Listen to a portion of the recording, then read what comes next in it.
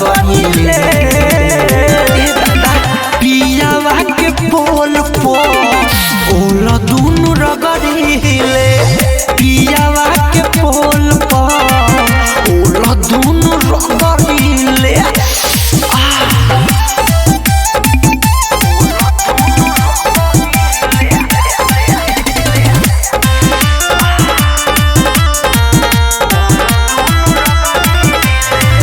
अपना मन करे जतना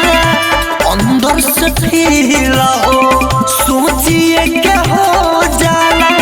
लहंगा हमरा गीला हो अपना मन करे जतना अंदर से फील हो सोचिए के हो जाला लहंगा हमरा गीला हो बैठ जानी जान बैठ जानी जान डालता लेखा तो भरिले पियावा के पोल पो ओला दुनु रगड़िले पियावा के पोल पो ओला दुनु रगड़िले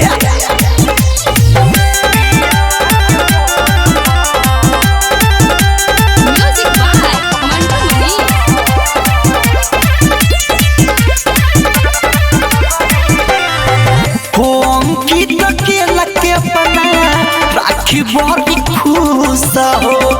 रोज पियावल करी निमुआ के जूस हो ए दादा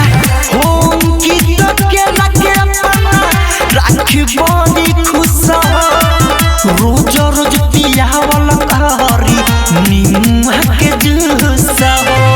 राइटर मिथलेश पूछे राइटर मिथलेश पूछे तो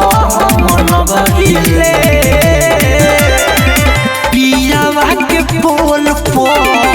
ओला दुनु रगड़िले पियावा के पोल पो ओला दुनु रगड़िले श्वेता डिजिटल रिकॉर्डिंग स्टूडियो चिरैया।